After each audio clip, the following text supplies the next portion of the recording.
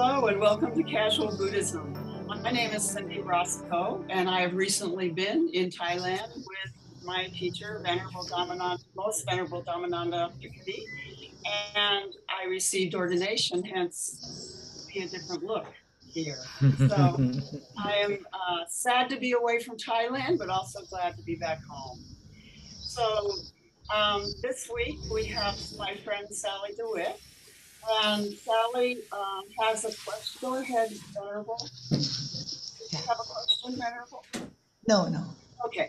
And Sallie's just going to give a couple of sentences of introduction. She's a Dharma teacher, a dear friend, and go ahead and introduce herself. Thank you, Cindy, and I'm happy to be here and very proud to be able to ask another question of Dhammananda. So the last one was very informative for me. So my name is Sallie DeWitt. I live in Point Richmond, California, which is north of San Francisco. I teach mindfulness meditation and related practices, and for about 3 years, I've led a group mindfulness practice every weekday morning via Zoom.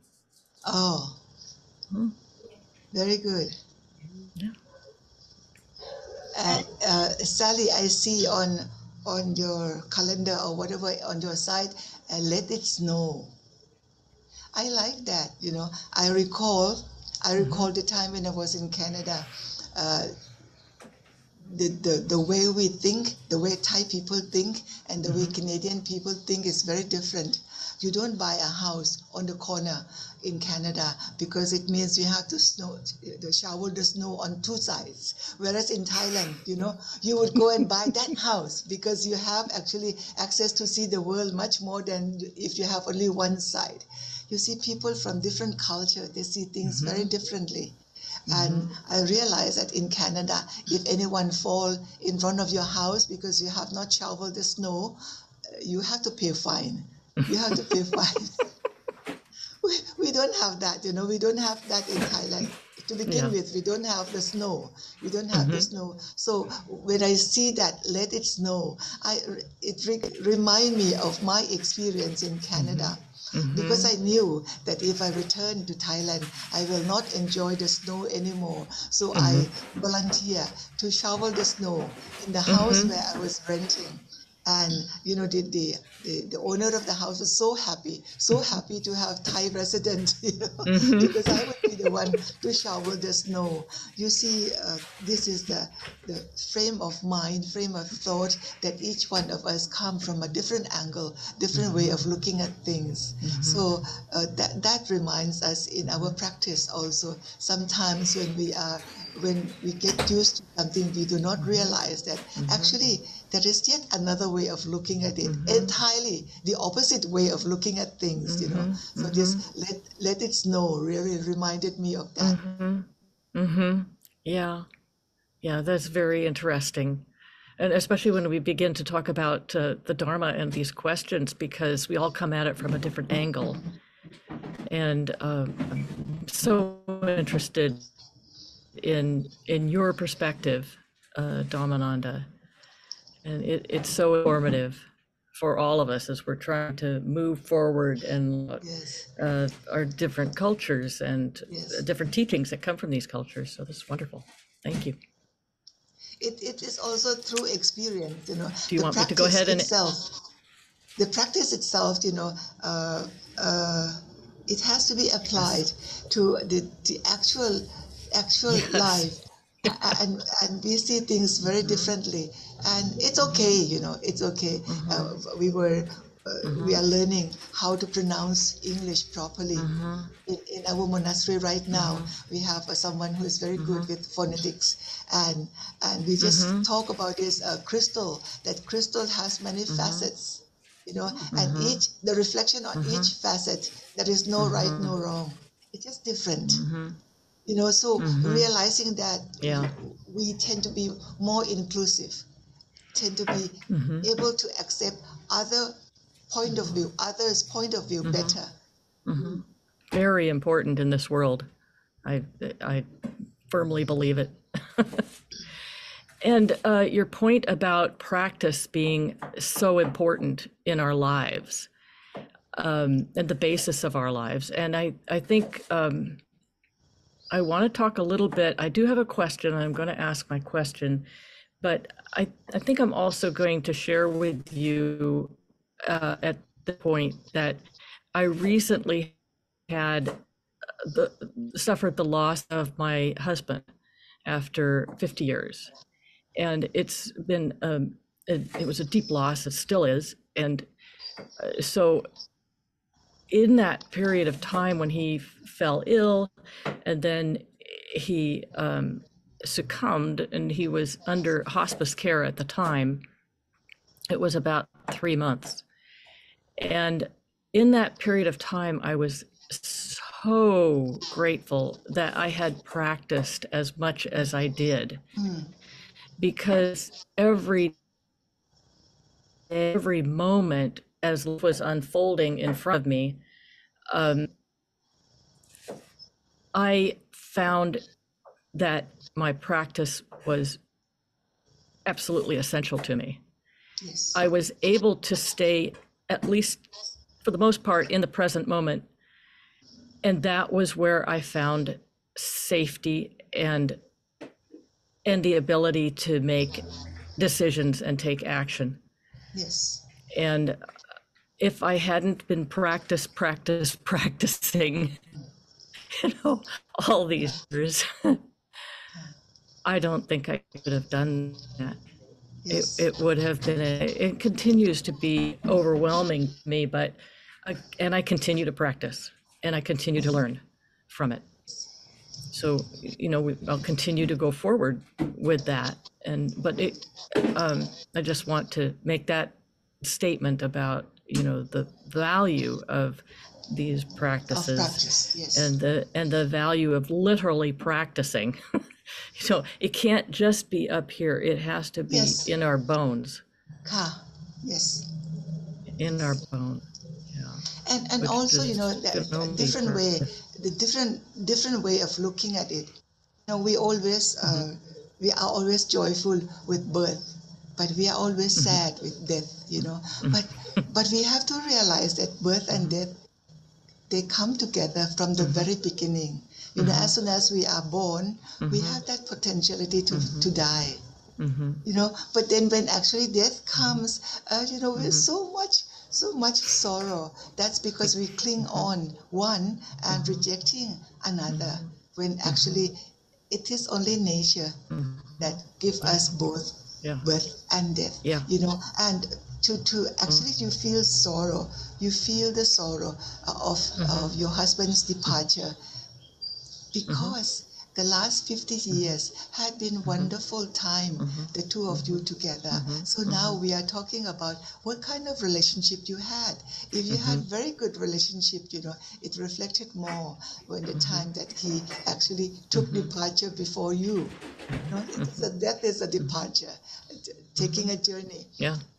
But if the relationship, the previous relationship when he was alive, was not a good one, so the time when he came, when he actually took departure, you're kind of relieved. So the more you feel sad about his journey, his departure, is the more to say that you have had very, very good relationship with this man, with your husband.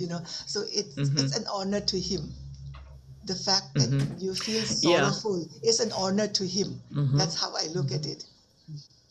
The actual process of him departing stripped away any the pluses and minuses. Almost every relationship, especially a 50-year-old relationship, have pluses and minuses to it. And some things, while you're in that relationship and it's alive and working, some of those things seem very, very big. But in the process of him, being sick and then dying, much of that was just stripped away. And it became just all the love that we had. And that's what it ended up being. Isn't that wonderful? The pluses and the minuses didn't matter. They didn't matter. No. It was only the love. No. Yeah. This is I'm this is a very good sharing. Very good sharing that Sallie is doing with us. Yeah, it just stripped it all away. Okay, well, let me ask my question. I've set the stage a little bit, and I think you will see where this question might come from, and I'm glad I gave it some context, that recent context. Anyway, so what I'm saying here is that, and I've written it down, so if it sounds like I'm reading it, well, I am. But anyway, over the years, I've concluded that we really cannot control much of anything. And any effort that we make to try to control our situation, Yes. whatever it is not particularly helpful. It's like we're rocks. This is how I'm visualizing it. It's like we're rocks tumbling along in a stream. And it's best that we learn to go with the flow, except we do have the ability to take action and make decisions. Unlike rocks, we're not Yes. rocks. Yes. You know, we can take action and make decisions. So we have agency, we can make something happen, but we have control. So then my question is, on what basis is it best that we make our decisions and take our action? And in particular, where does faith and trust, and then intention and equanimity, where do these come in? And my particular focus is on faith and trust. I can see where intention comes in to inform us about what our actions and decisions should be. And I understand equanimity, but I'm wondering if, where does faith and trust fit into this? If you could help me out with that. Yeah, yes. Maybe it's all of these things. Yes, when you make a decision, like when I made my decision to be ordained, it came from a deep trust. I have trust in the Buddha. I have great faith in the Buddha. And it was the Buddha who actually established the fourfold Buddhist communities. And so, with faith in the Buddha, I trusted him, and I make a determination, make a decision in my life to be ordained. So this comes action part. There were so many people who were against it, but I was like a rock. I was very stable, knowing very well where my trust is rooted. I think this is important. And what is my intention? I am doing this not for myself, not for myself. I know that I am doing this to make like the first step for many other women to follow me. Those who have equal faith and trust in the Buddha. That leads to my action. I think it's very important, very important. Equanimity comes when it does, nobody follow me. Nobody follow me. I have done my part. I have done my share to be a good Buddhist, to follow the teaching of the Buddha, to do what he expected us to do. But suppose if there is no one follow me, I could not form the Bhikkhuni Sangha. That is fine. I have done my share. Then I can be. That is when I experience upekkha, equanimity. You have done your share. You have to let go now because it's not mine. That's interesting. It's not yours. Yes. You have done your share, but it's not yours. That's Yes. what you said. Yes. Yes, just give you the kind of example that I could talk openly, or I could talk easily because it comes from my own experience. So in thinking about this today, and before I came here and talking to my sister and brother-in-law, we grappled some with the difference between faith and trust. And in your answer, you used both terms. Yes. And I'm wondering if you do see any difference between them. having faith in something versus trusting. I think it might Yes. just be a matter of semantics. It might be just a matter of, English meaning.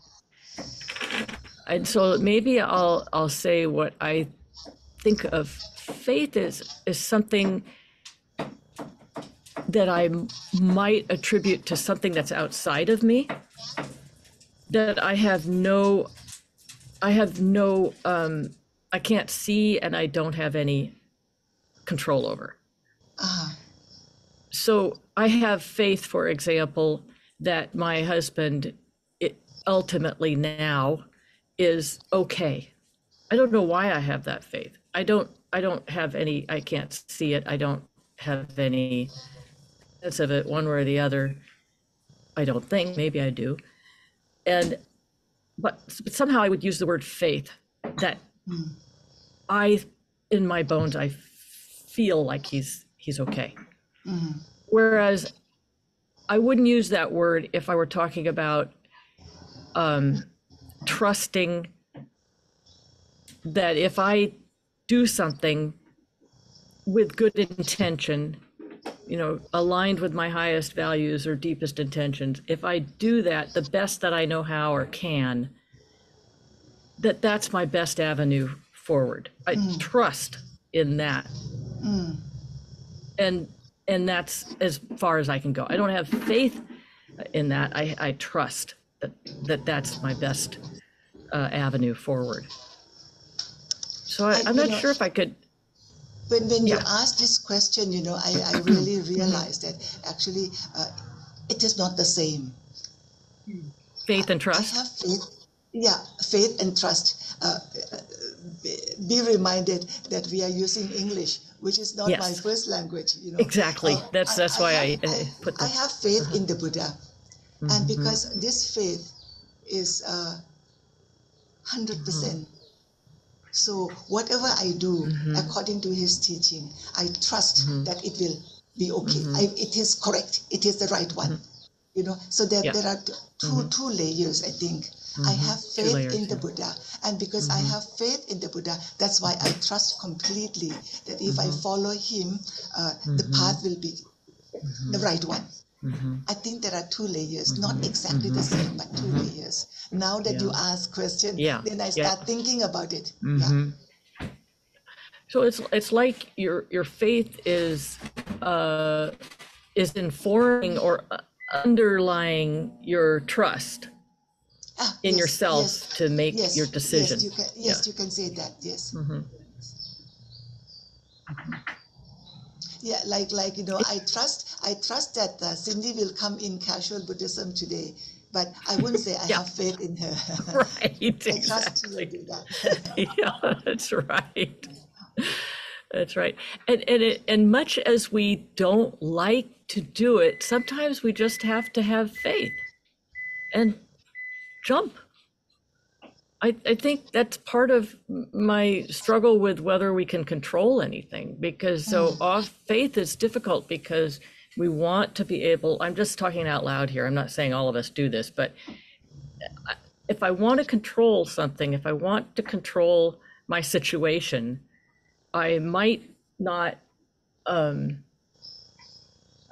use faith as my first thing to do. I might think that, I can do this. I can do this.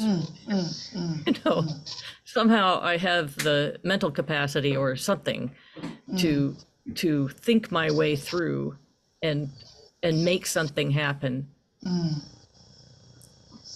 And faith becomes a bigger leap, that leap of faith, that's so-called. Yes. And so I think it has to do, for just speaking for myself, I would say it has something to do with my ability to control a situation. And if I can't control it, I've done something wrong or something, instead of I just didn't know. I would say faith is a bigger word. Faith is a higher level. When you talk about faith, it has that level that is much greater. Mm-hmm. Well, these are profound subjects. I think I'm going to ask that we bring it to a close at this point. I'm so grateful, Sallie, for your sharing today, very much from the heart, and thank you for your honesty. Thank you, Venerable, for your articulation of the ideas that we're grappling with. So I will look forward to seeing everyone next week, and I hope everyone has a very happy New Year. And Same to you. thank you. And please contact me at cindy.rossico@gmail.com if you would like to be a guest on Casual. Thank you. Thank you, Sallie. Happy New Year to Thank you both of you very and to much, your family. Dhammananda. And Sallie, have a good dinner. Thank you. Thank you. We will.